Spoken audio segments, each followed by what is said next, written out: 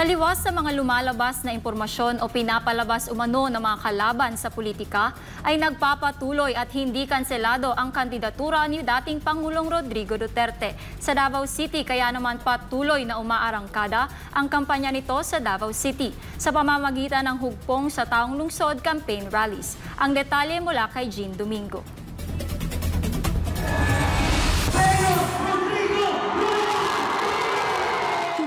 Walang makapipigil sa kandidatura ni dating Pangulong Rodrigo Duterte. Ito'y kahit siya ay nasa Netherlands. Kaya naman patuloy ang pag-arangkada ng kampanya nito sa pamamagitan ng campaign rallies ng hugpong sa Taong Lungsod Party sa Davao City. Naman ni partido, hugpong sa Taong Lungsod Duterte, ang katupod ani si Duterte, ang plataforma ani kang Rodi Duterte, ang among mga values o mga tinuugan kang Rodi Duterte. So di na gyud mi mulayon diha. Kung mangita mo serbisyo nga hinimo ni Rodi Duterte, pinaagi nga instrumento sa laing tao, kami to ang hugpong sa Taong Lungsod. Free, easy access sa healthcare. Dala mga kandidato sa pagkakonsehal ng hugpong para sa unang distrito na sina Attorney Luna Acosta, Cookie Bongguyan, TJ Corsino, Rodrigo Rigo Duterte II, Ragdi Nino Ibuyan, Pameng Librado, Bons Militar, Teco Campo at si Attorney J. Melchor Kitain. Kabilang din ang PPP party list, Paulo Duterte bilang First District Representative, Sebastian Duterte bilang Vice Mayor at dating Pangulong Rodrigo Roa Duterte bilang Alkalde. Ito'y patunay na balido at maaaring iboto ng mga Dabawenyo si dating Pangulong Duterte.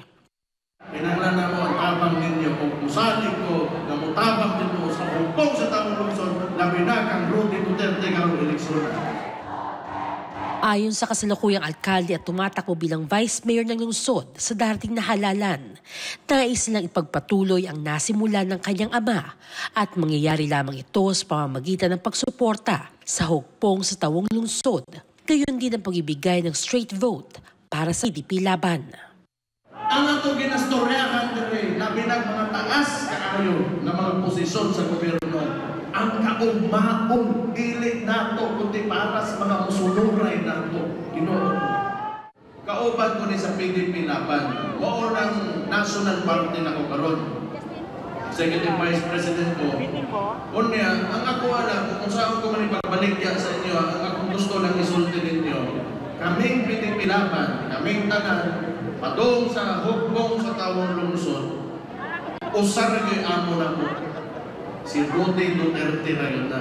Kung unsay plataforma ni Rodi Duterte, unsay sugo, unsay ingnon, diha na din may musubay, ikibaw si Rodi Duterte, tunay na mahal yun sa Pilipinas o sa mga Dabawenyo. Ang Davao City sa pamamahala ni Sebastian Duterte na maliban sa naitanghal bilang safest at cleanest city, ay maipagmamalaki rin ito ang pagiging debt-free at insurgency-free sa nakalipas na mga taon. Pero ayon sa alkalde, ito ay dahil sa mga Dabawenyo, kaya naman labis din ang pasasalamat nito sa di matatawarang suporta para sa kanilang pamilya. Bisang klasa, kapitan pa ko, mga kagawad, bisang proprietor ko tanon. Naku kay kumutan ka buton sa inyo, manerviso na ko sa inyo, hantod sa hantod, ngayon pilion ko ninyo, mabutan ko sa politika. Salamat. Dili kabayaran yun eh. Mauna, dili kabayaran ninyo ang kung mga ginapakita sa mga pamilya. Salamat din kayo. Pagtungtong na ko sa politika, wala nang ko ilaing idolo, wala nang kinasuntog, kinsa man ay alang silingan akong mahal pang yun. Si Rodi Duterte ra gyud na. Nanikamo ra ko naton tanan nga magpadayon ta sa mga kinasuwayan niya bilin kung panahon nga moritero na gyud sa banasa ni kalibutan. Kung unsa ya buhat ipadayon tanan. Importante nga dili gyud mawa kay mao na gyud wala tay laing kaadtuan o wala tay laing ikaingon para sa kaugalingon. Dabawin, taga Davao, taog Dabawin nyo, nagyata hantod sa kanto, hantod sa kamatayon na ito. Iman ninyo, pag sinamtanay, respeto sa isang katao o pagtuman sa malaod, mao nang gusto ni Rodi Duterte, di na to pakyason ang iyang sakripisyo kung kita magpadayon na disiplinado tapawin. Para sa Diyos at sa Pilipinas kong mahal, Jean Domingo, SM9 News.